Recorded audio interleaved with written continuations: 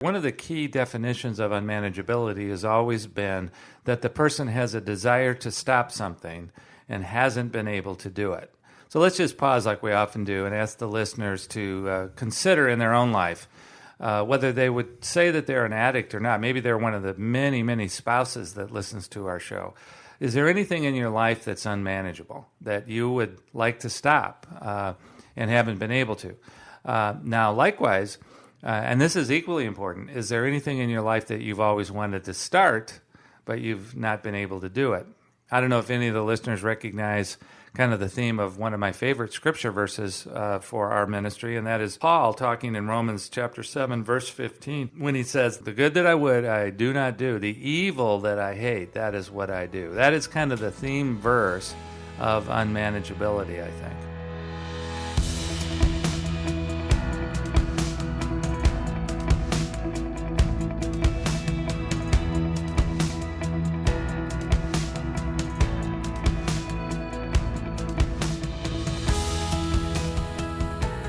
Welcome to the Faithful and True podcast. Today we're going to begin a 7-part series, legacy series, featuring Dr. Mark Laaser and myself.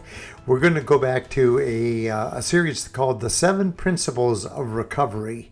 And today's first installment is going to be called dealing with unmanageability. And we think that you're going to thoroughly enjoy this 7-part series. And here now is Dr. Mark Laaser and the Faithful and True podcast. Today we're going to start what I think will be a 7-part series, Randy, on what has developed over the last 20 years as the 7 principles of recovery that I created years ago, back in the mid-'90s, for a ministry called Life Ministry, although they're now called Life Recovery International. And they were very interested back in the 90s to get the local church more involved in the recovery movement. They approached me and said, we're aware that so many people go to 12-step meetings and so forth at local churches. I mean, it's been an historic tradition that Alcoholics Anonymous and other 12-step groups get a room generally in the church basement. And I don't know if a lot of listeners, are aware of some of the history of, how 12-step groups and, addiction recovery groups got started. It used to be one of the things that was true of Alcoholics Anonymous back in the 30s and early 40s was they would always set the time of the meeting for Alcoholics Anonymous to be sometime after sunset. So, during the summer, like here in Minnesota, AA meetings didn't start till 10 o'clock in the evening. And the reason for that was there was an extreme amount of embarrassment about going to meetings, and so they always wanted to pull into parking lots and go into buildings, after dark. We've really come a long way, but one of the things that's happened over the years since I've been involved in recovery, and that would, have begun in 1987, is that, countless numbers of Christians approached some of us who were in the field and said, we're really grateful for the 12-step programs. We really found benefit in them, and we enjoy working the principles of the 12 steps. And when we bring our own faith to the 12 steps, we know that they work. And at the same time, we'd like our own individual programs to maybe have something a little bit more specific to our Christian faith. And that began a movement. It had a lot of strength out in California, to try to figure out, how to make more Christian versions of the 12 steps. Some of our listeners will be familiar with the really large movement that's very popular around the country called Celebrate Recovery. That merged out of Saddleback Church, Rick Warren's great church out in Southern California. And they are in thousands of churches around the country, and there are 12-step based meetings that use Christian language and have praise and worship and that kind of thing. I'm not trying to advertise that. I'm just trying to give a little history for why I was approached back in the mid-'90s and said, can you create a workbook that's based on the 12 steps but is more faith-based, more Christian-oriented in its language? And so roughly in the late 90s, I did create a workbook for Life Recovery International. And basically what I did was I took the 12 steps, I did craft them in Christian language, I did create workbook exercises, and basically I've always thought that certain of the 12 steps could be combined, so out of that combination there emerged what we call 7 principles. I just want to be clear, there's a lot about what the listeners are going to hear that is 12-step language and 12-step oriented, but also we've added a fairly large and substantial and obviously very important Christian element to it. Well, and I think this background is relevant and important to our listeners because as we start this series today, and as you said, whether we do it consecutively with 7 shows in a row or not, we are definitely launching it today. There will be 7 shows dedicated to it.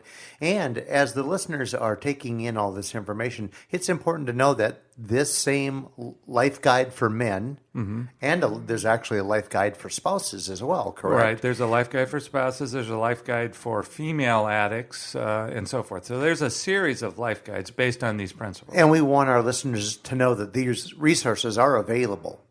They are available through Life Recovery International. They are available through our online bookstore. And let me just pause for a moment and just really encourage the listeners about this dynamic.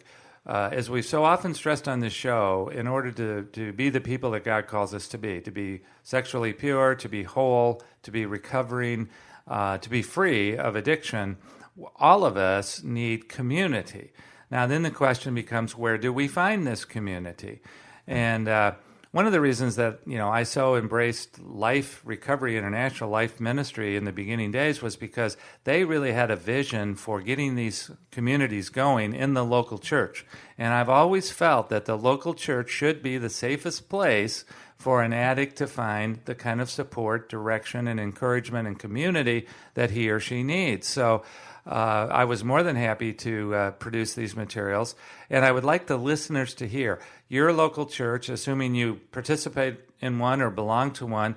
I would hope that you can find in your local church a safe place to be open and honest about where you are, to find support, to find community, and thereby to continue to be the people that God calls you to be. And that being said, we do recommend this this guide. If your group if there is an available group for you to participate in, and they're not using materials like this, this is available to use as a group guide resource. That is right. So this show is not an advertisement for the Life Guide. We do want to talk about the 7 principles. And let's get right into that. I say right into that, but you and I have quite the ability to go off on some tangents in terms of history. Let me just take my own inventory. I can go off on historical tangents, and I guess I've just done that. Principle 1 is kind of the foundation. It's the cornerstone of any recovery program. It's where it all begins, Randy. So let me just state it the way it's stated in the workbook. We admit that we have absolutely no control of our lives. Sexual sin has become unmanageable. Now, I want to spend the rest of the show talking about this concept of unmanageability, which is kind of key to recovery. The key to the foundation, the cornerstone of recovery is to own, admit, accept your own unmanageability over the addiction that you're struggling with. So in the case of our ministry, I am out of control. I am powerless over sexual sin in my life. So what does the word unmanageability mean, Randy? When you hear the word unmanageability, what do you think of? Well, it makes me, what comes to mind there is human nature, especially those of us that are these confident type A type that think that we are in control. When you're dealing with addictions like this, if you're truly honest with yourself, you do come to that point that you understand that you cannot control, you cannot dictate, you cannot start, stop, control, manage, right. The effects that this sexual sin is having on your life. Yeah, I think that's basically right. One of the key definitions of unmanageability has always been that the person has a desire to stop something and hasn't been able to do it. So let's just pause like we often do and ask the listeners to consider in their own life whether they would say that they're an addict or not. Maybe they're one of the many, many spouses that listens to our show. Is there anything in your life that's unmanageable that you would like to stop and haven't been able to?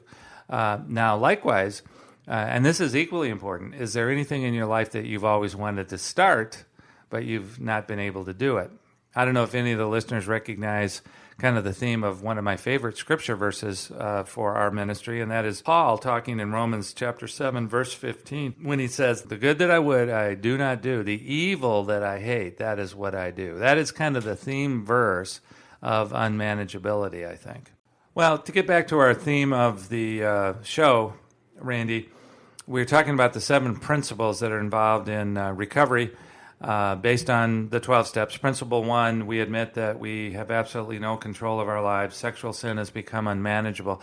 Let's unpack this word unmanageable a little bit, Randy, because when we think about unmanageability, I think I hear the hundreds of questions I've gotten over the years by audiences, by individuals, emails, phone calls, questions at speeches. You know, Mark, when you use the word unmanageable, powerless, aren't you really absolving a person of responsibility for sinful behavior? You know, aren't addicts people who are kind of into their victim self and, you know, call themselves powerless? They're just trying to avoid the consequences of their sin. So this has been probably the number one theological question that I've struggled with, dealt with, written about, spoken about over the last 25 years. So, let me try to summarize some of my understanding of what I mean by unmanageability. And as a recovering person myself, as a person who struggled with his own addiction and got free of that back in 1987, I, had to look at what were the elements of unmanageability.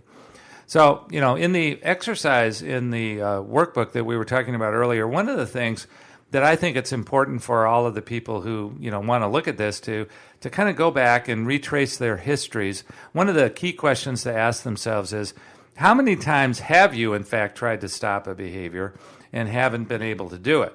All right. Now, one of the ways to think about that is just to think about maybe journaling 3 of the major things that you've done. I think about the men who have sought out help from pastors, sought out help from counselors, sought out help from a lot of different people, and just never found the help that they needed. So think about attempts you've made to stop. One of my favorite examples was a guy who claimed to have been baptized 7 different times. He felt that he got baptized in one particular church and it didn't take, that was his word. So he figured he got baptized in the wrong church. So, he went to another church and got baptized in that church. And then we have guys come in here that have seen 7 or 8 counselors. Most of the guys that come here have a story of things that they've done to stop and haven't been able to do it. So think about your history there. Now, basically, when we think about, though, the word unmanageable, I go back to my concept of original sin, and because I do think we're talking about obviously sinful behavior. In fact, Principle 1 says, sexual sin has become unmanageable. I worded it that way for a reason. We're talking about sin, and theologically as Christians, we believe that we are inheritors of original sin, which basically means we're inheritors of the human nature that Adam and Eve have that prevented them somehow from trusting God completely. I think anytime we do not trust God completely to have control of our lives, we are vulnerable to being unmanageable. So when Satan came along and tempted both Adam and Eve, told them a lie about what God's commandment not to eat of the fruit from the tree of the knowledge of good and evil, at some level, Adam and Eve did not trust God. They did not obey God. They did not believe God that meant what He said. Satan said, "Well, God is saying what he's saying, but you won't die. So we listen to lies. And what I'd like all of those who are trying to figure this out for themselves to understand is that there's an element of unmanageability that's about that original sin nature that we do not completely trust God.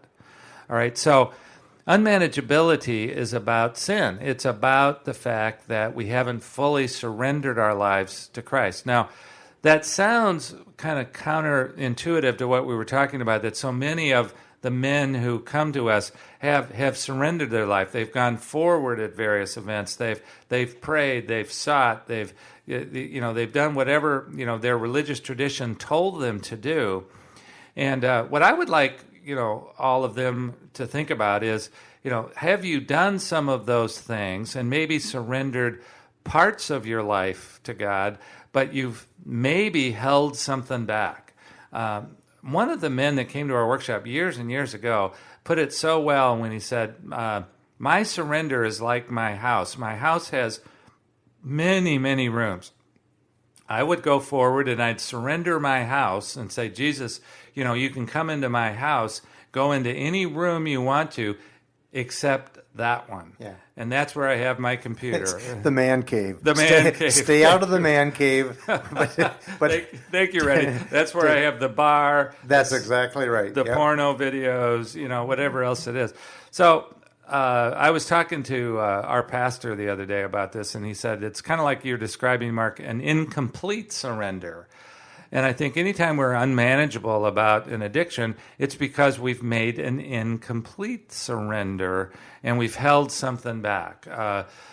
We don't really trust God, in this case, to have control of our sexuality. So anyway, for all of you out there who are contemplating this, think about that incompleteness. And is the fact that you can't totally trust God, is that not the central element of unmanageability?